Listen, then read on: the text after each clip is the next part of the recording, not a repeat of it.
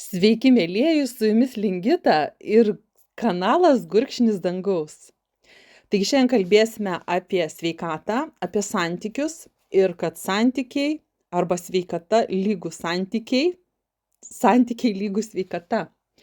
Ir tai yra tiesioginio priežastingumo dėsnis. Tačiau sveikata ir pasekmės sveikatos kaip sėklos, jos sudygsta daug vėliau ir mes pamatom vaisius ir tada susigriebiam, kas čia galėtų būti, bėgam pas gydytojus, tie, kurie jaučiasi kaip maži vaikai, kad kažkas turi išgydyti, kažkas atsakingas už mano ligą. Tai noriu tau pasakyti ir priminti, kad už mūsų ligas atsakingi tik tai mes patys. Tik mes patys savo mintimis sukuriame ligas, tik tai mes patys savo emocijomis, jausmais ir kitomis būsenomis sukuriame ligas. Dabar iš kur kyla ligos, tai būtent iš mūsų gyvenimo stresų, kuriuos mes patiriam. Sakysi, tai kaip čia dabar, mesgi nesirenkam streso, mes patys nenorim to streso ir kaip tada su tuo stresu. Yra taip, kad tiesiog stresas yra labai stipri smūginė energija, labai stipri negatyvi smūginė energija, kuri paveikia tavo ląsteles ir paveikia ilgainiui tavo organus, o labiausiai paveikia tavo centrinę nervų sistemą, tavo smegenis, tavo pasąmoninės programas. Čia ne tik apie tave kalbu, čia ir apie save kalbu. Žodžiu, yra taip, kad šitas stresas paveikia ir paleidžia programą, ligos programą. Organizmas sureaguoja tai, kad yra labai blogai, yra labai didelis įvykis, labai žemos vibracijos ir organizmas pradeda persiorientuoti. Ir ten vyksta cheminiai, biologiniai procesai, DNR struktūra netgi keičiasi. Tai priklauso nuo streso sunkumo lygio. Tas pasakymas, kad visos ligos nuo stresų arba nuo nervų, tai yra iš tikrųjų dalis tame tiesos. Tačiau, kai mes sąmoningai suprantame, tai suprantame, kad iš tikrųjų tai taip ir yra. Visų ligų priežastis yra mūsų praeityje, kur kažkada įvyko stresas. O stresas dažniausiai įvyksta dėl mūsų santykių. Tai aš dabar tokią visą grandinę jums nupiešiau. Santykiai lygu liga ir liga lygu santykiai. Taigi kaip išgydyti, kaip atsukti laikrodį atgal ir kaip pakeisti visą šitą paleistą mechanizmą. Tai mes apie tai kalbėsime ir dirbsime per psichosomatikos susitikimą, kur susirenka stiprūs aiškiaregiai, kurie studijavo Aiškiaregio akademijoje. Aiškiaregis tai yra tas, kuris aiškiai save mato, aiškiai save išjaučia, čia nėra kažkokių burtų ar abrakadabra.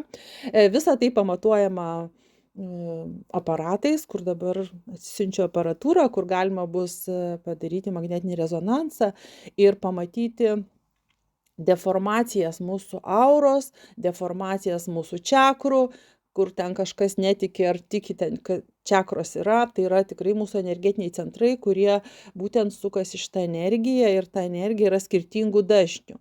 Ir skirtingais dažniais maitina mūsų organus, nes kiekvienas mūsų organas, čia niekam nepaslaptis, turi tam tikro dažnio bangas, skleidžia tam tikro dažnio bangas. Sveikas organas, bet kada organas pažeistas, jo dažniai pradeda skirtis ir magnetinis rezonansas šituos dažnius aptinka. Tai kada mes dirbam su psichosomatika, tai būtent mes dirbam ne tik su kūnu, mes dirbam su psichika, su pasąmonė, kur buvo paleista šita programa ir kaip deformavo, kaip paveikė mūsų organus ilgainiui. Suprantat, kad materializuoti, tai kaip mes, pavyzdžiui, kas mokotės materializuoti namus, mašinas, savo svajonės, savo darbus, savo veiklas, tiesiog kas jau su šituo susidūręs, žinote, kad materializavimui užtrunka laiko. Kodėl užtrunka laiko? Todėl, kad mes mintimis generuojame, mes emocijomis generuojame, mes vaizdiniais generuojame, mes savo būsenomis generuojame vaizdus, vizualizuojame ir ilgainiui tai materializuojasi.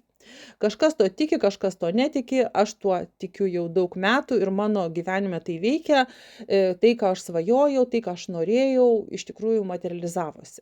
Tai vat, ir žinot, kitą kartą pamiršti tą savo svajonę, ir, o paskui tą svajonę įsigyvendina ir tada supranti, prisimeni, kad tu kažkada užsiprašei šitų svajonių. Tai vat, svajonės turi galę materializuotis, įsigyvendinti. Dabar kodėl užtrunka laiko?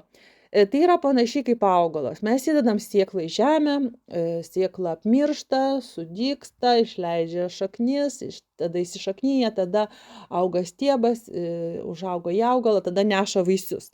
Visas procesas vyksta. Taip ir materializavimas, viskas vyksta. Va šita va sėkla yra visa programa, ten visas diskas, hard diskas su atmintim. Taip, ir mes įdedam į flešą, kaip flešą į žemę ir tokiu būdu sudygsta vaisiai. Tai vat, kokią sėklą sėsim. Apie tai rašo ir Biblija. Tai nieko nuostabaus, nieko naujo, tai yra, Biblija yra teologinis kūrinys, kur Dievo sambūvio su žmogumi istorija, tai veiklos vadovėlis, kaip veikia mūsų kūnas, kaip veikia sistema šitos žemės. Tai va, tai noriu pasakyti, kad yra va tokia sistema. Kas turit klausimą ar kažkas neaišku iš mano kalbėjimo, tai prašykite po įrašu, klauskite ir aš tikrai mielai atsakysiu. Tai va, nes kai žinot, kalbi, man yra viskas aišku, bet kitiems žmonėms tiesiog reikalinga praplėsti, išaiškinti, mes visi turim teisę klausti ir tikrai nesijauskit blogai. Nes galbūt aš perskaičiau tokią knygą ar tokią sistemą, tokius mokslus perėjau, jūs perėjot kitokius mokslus, jūs žinot savo sritį, aš žinau savo sritį. Ir tokiu būdu aš kalbu tai, ką žinau, o jūs, jeigu nežinot, paklauskit, kitą dieną galbūt aš jūsų ateisiu ir paklausiu, ką jūs žinote. Tai taip, kad tikrai nereikia jaustis blogai, kad kažko nežinai. Čia ne mokykla ir tikrai visi jauskimės gerai. Tai va, tai noriu pasakyti toliau, kad mūsų ligos, jos turi galę materializuotis, vat procesą aš išaiškinau. Ir dabar kas vyksta toliau? Reiškia, kada mes patiriam stresą, o stresą dažniausiai mes patiriam dėl santykių. Greičiausia dėl santykių. Dėl sveikatos, kur mes patiriam stresą, tai yra vėliau. Tai jau sudygsta, tai jau vaisiai yra. Ir tie vaisiai mums labai kartus, tokie stresuojantis, kad mes iš naujo patiriame dar vieną stresą. Tai va, tai kad mes nepatirtumėm to dar vieno streso, tai iš tikrųjų reikia dirbti būtent tinkamų laikų ir tinkamai vietoj. Aš pasirinkau tokią grandį, kur sudygsta labai daug piktžolių ir dėl ko mes labai kenčiam ir liūdim, tai kaip būti suaugusių vaikų mama. Nes kada mes auginame vaikus, mums pažymių nieks nerašo. Bet kada mūsų vaikai užauga, mūsų vaikai mums parašo pažymius. Kitaip tariant, jie mums pasako, kad yra taip ir ne taip, nes jie vertintojai tokie. Taip, ir dažniausiai tie pažymiai nelabai kokie. Nes jie neturi patirties, jie nemoka dėkoti ir ten daug visokiausių dalykų. Bet žinot, viena yra, ką jie kalba, kitas dalykas, kaip mes reaguojam. Tai va, tai žodžiu, kas norėtų atvykit, kaip būti suaugusių vaikų mama, gegužės 11 dieną Kaune, kad galėtų ir klaipėdiečiai, ir vilniečiai prisijungti, tai vis tiek per vidurį tiesiog padirbėti su šitomis programomis, su savo giminės medžiu. Kažkam tai gal kažkas išgyveno tuščio lizdo sindromą, va tą stresą, kuris po to sudaigina būtent mūsų ligas. Tai va tuščio lizdo sindromą, jeigu tu išgyveni, tai greitai seminarą.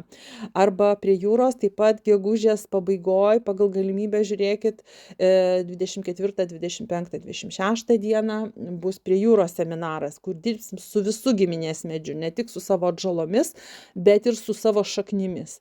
Jeigu turim santykių problemų arba sveikatos problemų, tai gali būti, kad užsuktas užburtas ratas, tai yra mentalinė genetika. Mentalinė genetika tai yra ne tik biologinė yra genetika, bet yra mentalinė genetika, mąstymo genetika, kad jeigu mes taip ir taip mąstom, pas mus, kaip užprogramuoti mes, įvyksta tokie santykiai, susirandam būtent tokį partnerį, koks buvo mūsų tėtis arba kokia buvo mūsų mama ir tokiu būdu vyksta užburtas ratas. Tai va, tai žodžiu, gegužės mėnuo yra skirtas mūsų giminės medžiui, kas yra labai svarbu santykiuose ir mūsų sveikatoje. Birželio mėnesį dirbsim su pinigais ir savirealizacija. Bet dabar akcentuoju gegužės mėnesį. Gegužės mėnesį tai būtent mamos diena, paskui jau laukia tėčio diena, tas tarpas toksai, kur labai svarbu, mes galvojam, mastom apie mūsų mamas, apie mūsų tėčius. Dabar užduoda klausimą, jeigu mano mama ar tėtis miręs, ką daryti? Tai labai labai gerai. Tiesiog tikrai atvykti ir pradirbti su pasąmonė, būtent transformuoti mūsų blokus, mūsų programas. Galbūt tu jautiesi balta Dievo varna gimusi į šitą šeimą, kad išvestum iš užburto rato. Nes būtent tokia šeima ir jinai negali išeiti per savo mąstymo šitus stereotipus, mąstymo šitas klišes.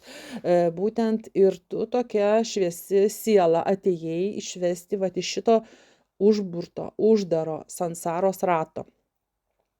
Tai va, mielasis, parašyk savo klausimus, jeigu jų turi. Tai dabar ar gali atvykti vyrai? Jeigu vyrus labai domina, tai iš tikrųjų ir vyrai gali atvykti, bet mes labiau linkę dirbti su moterimis, su savirealizacija, tai taip, vyrai laukiami, registruojasi jau tikrai beveik grupė pilna. Bet su giminės medžiu moteris tokios linkusios labiau išjausti, eiti per emocijas ir jos yra šitoj vietoj vedliai. Bet kartais būna ir vyrai vedliai. Tai jeigu jūs jaučiat raginimą, rašykit, tikrai rasim sprendimą. Tai žodžiu, labai jūsų laukiu gegužės mėnesį, kad išspręstumėt savo ligų problemas, kurios jau pasireiškia ir sudygo materijoje. Jau jūs jas matot, tai yra sudygę vaisiai, jau yra pasekmė. Mes dirbsim su priežastimis, mes pakeisim programas. Pavyzdžiui, jeigu yra liga, tarkim, onkologija, tai jau yra paleista susinaikinimo programa. Čia pirmu numeriu reikia dirbti su susinaikinimo programa. Ja skubiai pakeis, nes jūs kaip tas traukinys įsibėgėjęs važiuojate susinaikinimą. Ir jau nesvarbu kokiu būdu. Greičiausiai, dažniausiai per ligas. Tai kas daugiau dirbat profesionaliai, norite išeiti į profesionalų lygmenį, kviečiu balandžio 27 dieną. Atsimink, balandžio 27 dieną į psichosomatikos kursą, kur mes dirbsim su psichosomatika. Balandžio 27 dieną dirbti su psichosomatika. Čia susirinks tie, kuriuos domina prisilietimas, gydymas prisilietimų, kas dirba su masažais, kas valdot energijas, kas tokie stiprūs žmonės pradėjo rašytis, todėl pasakau, kad bus bendraminčiai. Apie tai dirbsim, mokinsimės, vizualizuoti, gydyti, taip, ta šviesa savo rankomis, savigyda, vizualizacija, tai daug metodų bus, bet noriu pasakyti, kad tokia liaudis jau rašosi ir vyks Kaune. Pakartoju, psichosomatikos balandžio 27. Visas datas žiūrėkite po įrašu, pasitikslinkite. Nes aš čia jums daug susakau ir nelabai prisiminsit, bet atsiversite ir bus aišku, kur jums rezonuoja, kur jums yra svarbu ir kokios jūsų galimybės. Mėlėjai, tai ką, šiandien su jumis buvo Lingita ir kanalas Gurkšnis dangaus. Jeigu turite problemų, visuomet prašom, tikrai dirbu su sunkiomis lygomis, odos lygų psichosomatika, dirba ir su studentais, ką domina Aiškiaregio akademijai, kurie nori dirbti su psichosomatika ar pradirbti savo traumas, vaikystės traumas. Tikrai rašykite lanksčiai, rasime sprendimą. Tai kanalas Gurkšnis dangaus. Iki susitikimo.